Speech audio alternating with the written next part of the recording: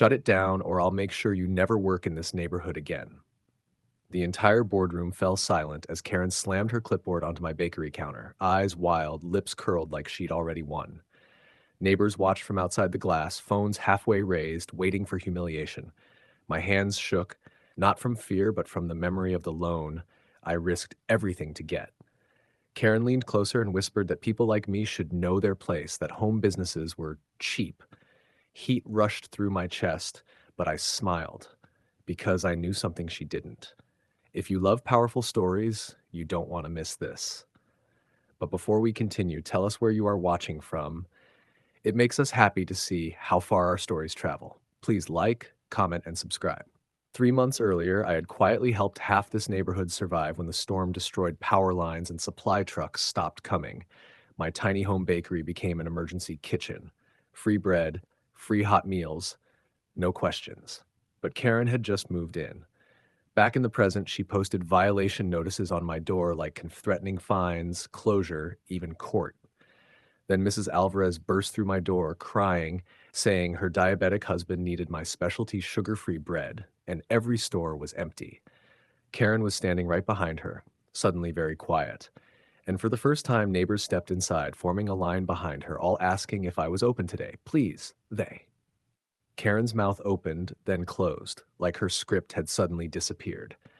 Mrs. Alvarez clutched my counter, voice shaking as she explained her husband's blood sugar was crashing and every pharmacy shelf was empty.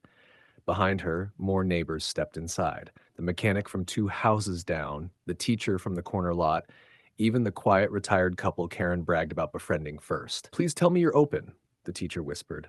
I nodded, already moving, slicing fresh sugar-free loaves while my assistant packed emergency meal kits I'd prepared just in case.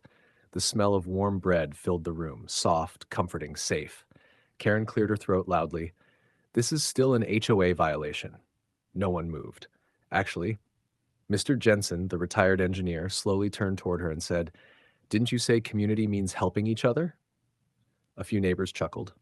Karen's cheeks turned a dangerous shade of red. I handed Mrs. Alvarez 2 loaves and refused payment. She hugged me so tightly my apron wrinkled. Then something unexpected happened. Neighbors started pulling out their phones, not to film drama, but to post about me. Within hours, our neighborhood group chat exploded. Photos of my bread. Stories about Storm Week, messages like she fed my kids when stores were empty. Karen tried sending another violation email, but this time, 27 neighbors replied, asking why she was targeting the only person who helped everyone when it mattered. And that was when Karen made the mistake that changed everything. She decided to call an emergency HOA meeting about me. The HOA meeting room was packed so tight people stood along the walls. Karen sat at the front, posture stiff, smile stretched thin like plastic. Her folder was stacked with printed violations, highlighted and tabbed like she was preparing for war. I walked in quietly, carrying a simple basket of fresh bread. The smell filled the room instantly, warm and nostalgic, like safety. Karen cleared her throat. We are here to address unauthorized commercial activity.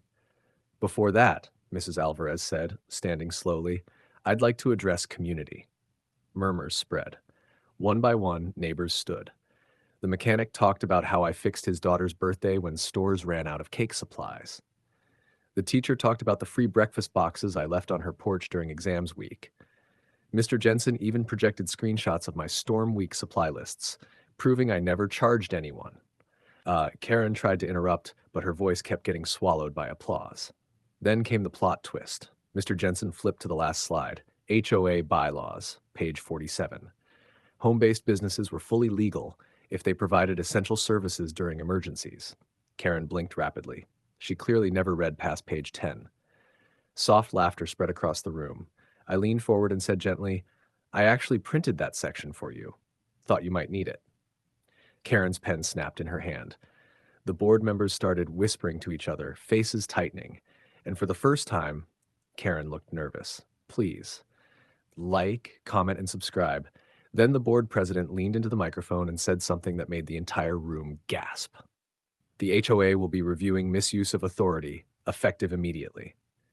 The room went dead silent. Karen's chair creaked as she shifted, her confidence draining so fast it almost felt visible.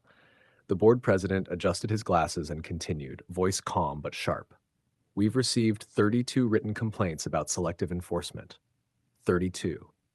Karen's lips parted, but nothing came out. Behind me, neighbors sat taller, quieter now. Not angry, not loud, just united. It was beautiful in a way I didn't expect, like watching people choose kindness out loud. Then Mrs. Alvarez reached forward and placed an envelope on the board table. Inside were printed screenshots of Karen's violation emails, sent only to me, while 3 other home businesses operated freely. The sweetest revenge wasn't shouting, it was truth. Karen finally stood. This is ridiculous. I was protecting property values. Mr. Jensen smiled gently. You were protecting your ego. Soft laughter rolled across the room. The board voted to suspend all enforcement actions against me pending review. But the real twist came after the meeting. Outside, neighbors surrounded me, not with sympathy, but support. Pre-orders, catering requests, even a request from the city emergency team to partner during storm season. My tiny bakery didn't just survive, it became the neighborhood's heartbeat. And Karen, she avoided my street completely. But every morning, the smell of fresh bread still drifted past her house. Please like, comment, and subscribe.